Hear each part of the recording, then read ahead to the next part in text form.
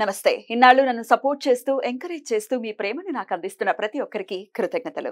అలాగే ఈ వీడియో కూడా ఖచ్చితంగా మీకు ఉపయోగపడుతుంది. లైక్, షేర్ అండ్ సబ్స్క్రైబ్ చేసి మీ సపోర్ట్‌ని నాకు అందించండి. అలాగే ఈ వీడియో పట్ల మీకున్న అభిప్రాయాన్ని కామెంట్ సెక్షన్‌లో కామెంట్ చేసి తెలియజేయండి. ఇప్పుడు వీడియోని చూద్దాం. నమస్తే, వెల్కమ్ టు అవర్ ఛానల్. నేను పద్మిని. ప్రస్తుతంతో పాటు ప్రముఖ ఆధ్యాత్మికవేత్త, వాస్తు జ్యోతిష పండితులు, లలిత ఉపాసకులు, వాస్తు జ్యోతిష శిక్షణ నిపుణులు బ్రహ్మశ్రీ నానాజీ పట్నాయక్ గారు మనతో పాటు ఉన్నారు. మాట్లాడదాం. సార్ నమస్తే. సార్ శ్రీమాత్రే నమః. సార్, ఇలాంటి ఒక టాపిక్ గురించి మాట్లాడటం నిజంగా దౌర్భాగ్యంగా భావిస్తూ ఖచ్చితంగా కానీ తెలుసుకోవాల్సినటువంటి అంటే దీని గురించి మాట్లాడాల్సినటువంటి పరిస్థితిలో ఉన్నాం. ఎందుకంటే మాట్లాడకపోతే సైలెంట్ గా ఉండేటటువంటి అంశం కాదు ఇది. కలియుగ ప్రత్యక్ష దైవం అయినటువంటి శ్రీ వెంకటేశ్వర స్వామి ఆయనకు జరిగేటటువంటి ఏ క్రతువులైనా ఏ కైంకర్యాలైనా కూడా చాలా దేదీప్యమానంగా జరుగుతాయి. అందులో ఎటువంటి సందేహం లేదు. అయితే ప్రసాదంలో కూడా ప్రసాదం అనేది అసలు చాలా చాలా భాగ్యంగా భావిస్తాం. మనం లడ్డు ఎవరైనా వెళ్ళి ఇస్తే కూడా అబ్బా ఈరోజు ఈ వారం ఈ రోజు ఇచ్చారు, చాలా సంతోషం. అంత ఎమోషనల్ బాండ్ ఉంది ఆయనతోటి. ఆయనకు సంబంధించిన దేనితోటైనా ఆ ఎమోషనల్ బాండ్ ఉంది. ఆ ఎమోషన్ మీద దెబ్బ కొట్టినటువంటి వైనం ఇది. డెఫినెట్ గా ఒక పంది కొవ్వుని ఆ ప్రసాదాల్లో వాడటము, అనిమల్ ఫ్యాట్ ని వాడటం, ఏ అనిమల్ అయినా బీఫ్ అనుకోవచ్చు, తీసినటువంటి నెయ్యి డెఫినెట్లీ ఆ ఫ్యాట్ నుంచి, కొవ్వు నుంచి తీసింది. ఇది నిజంగా ఇంతకన్నా దారుణంగాని తిట్టడానికి మాటలు గాని లేనటువంటి పరిస్థితి.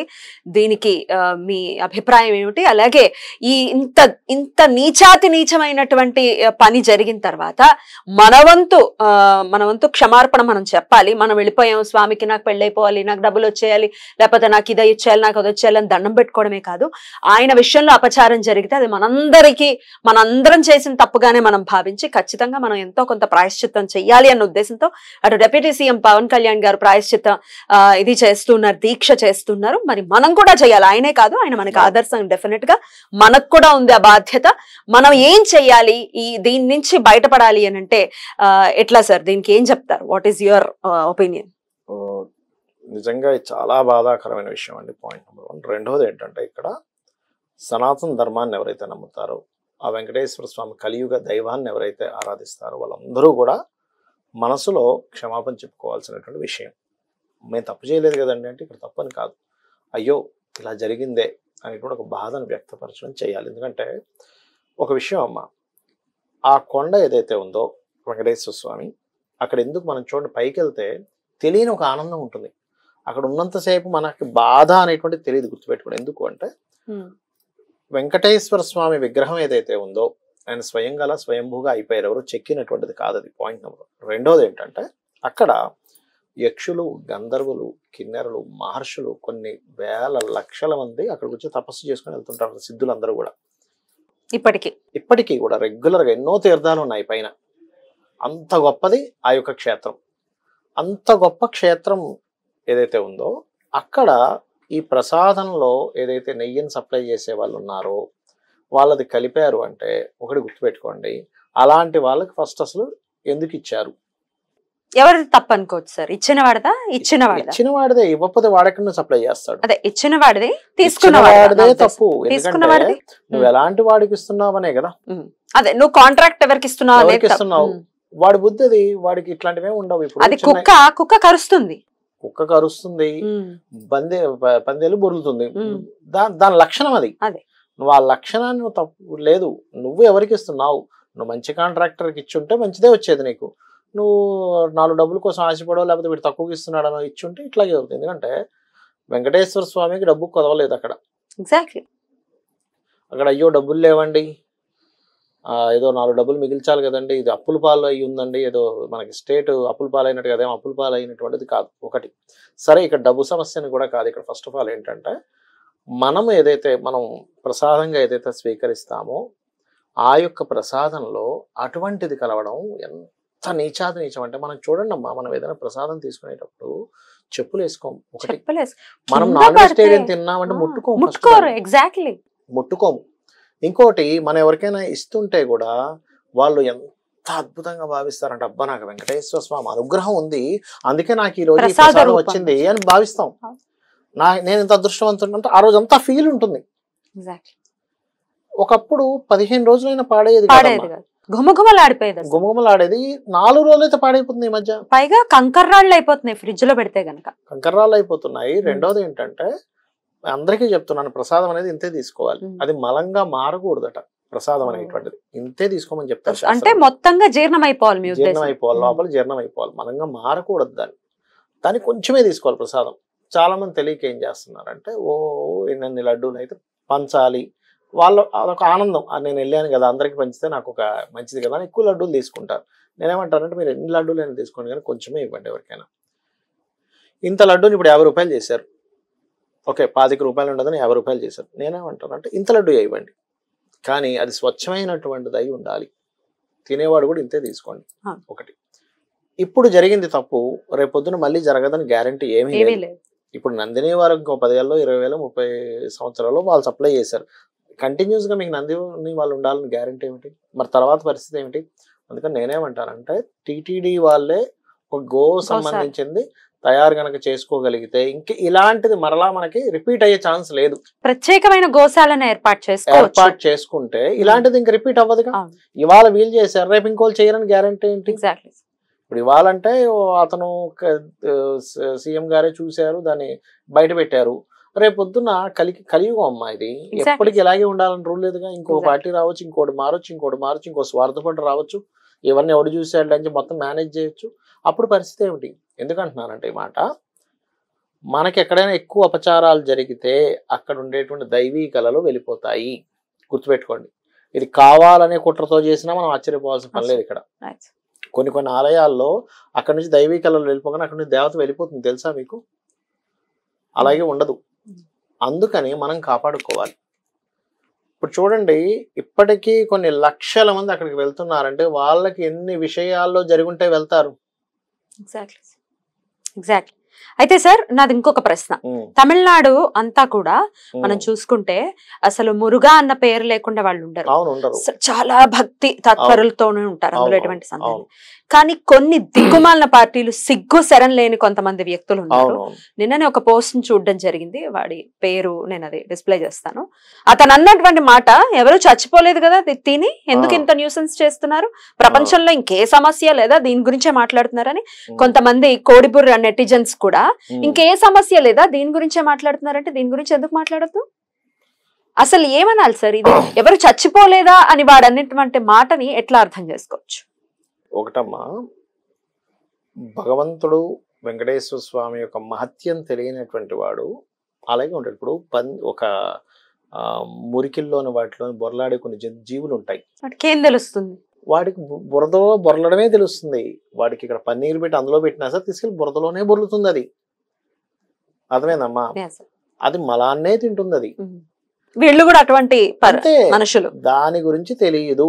చచ్చిపోలేదు కదా అనటం ఏమిటి? చచ్చిపోలేదు, మనోభావాలు. అరే మా ఎమోషన్ అది అర్థం కావట్లేదా? ఎమోషన్స్ చచ్చిపోతున్నాయి ఇక్కడ.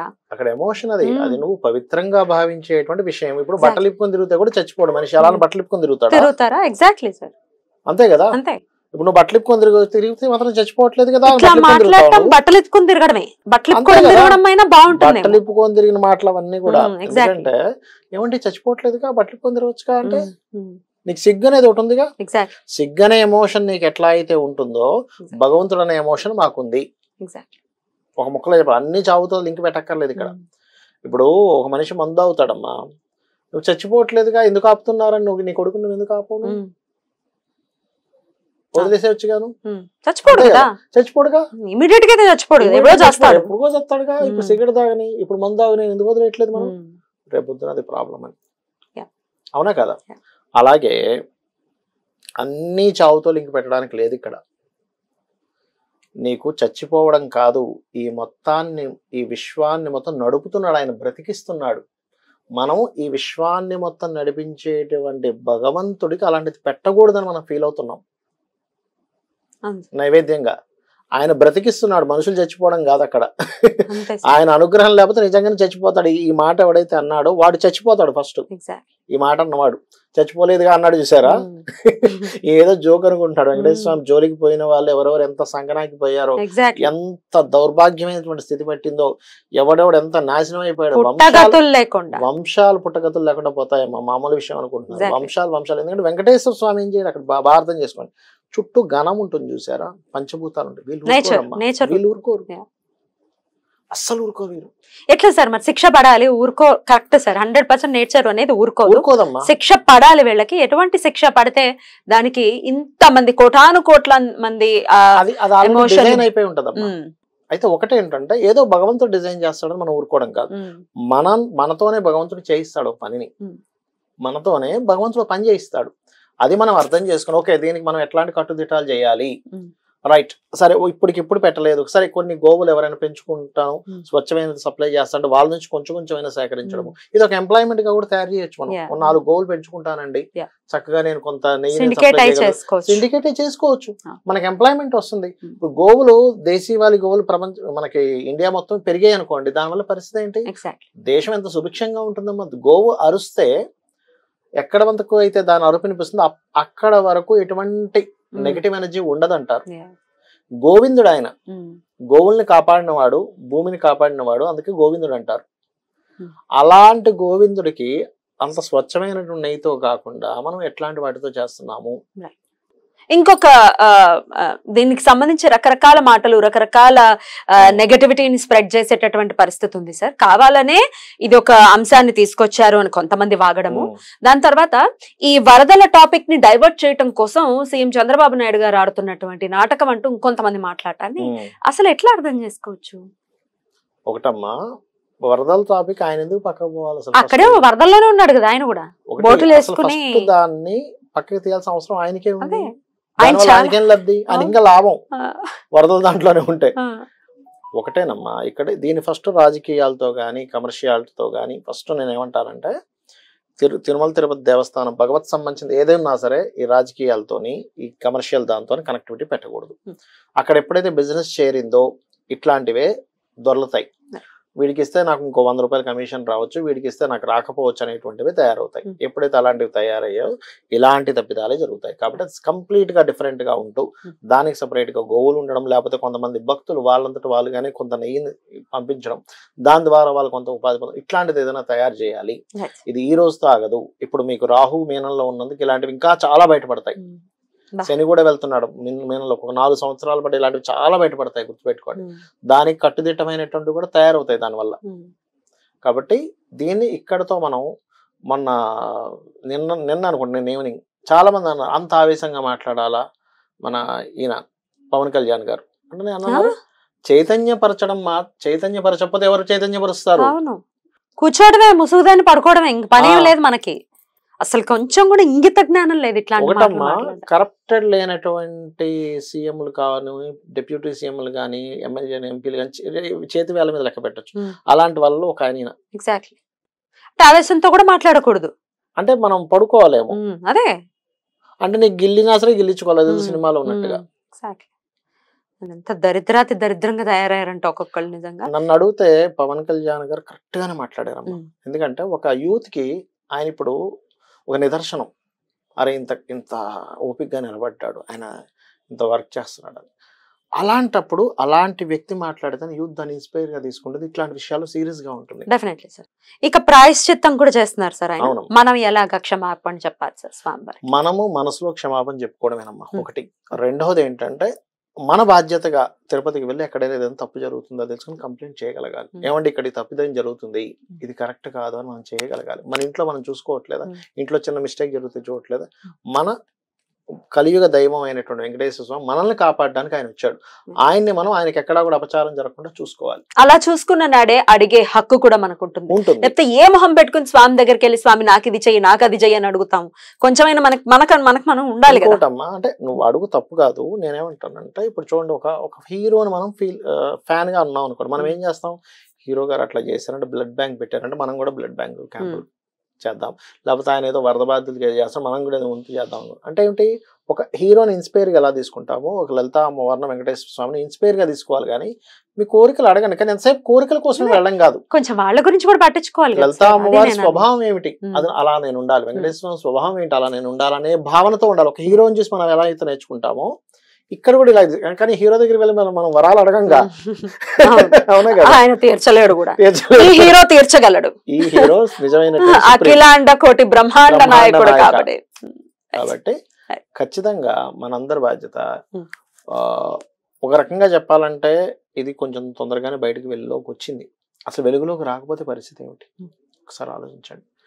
కాబట్టి ఆ వెంకటేశ్వర స్వామి తను కాపాడుకోవడానికి మన చేత ఏదో ఒకటి చేయిస్తాడు.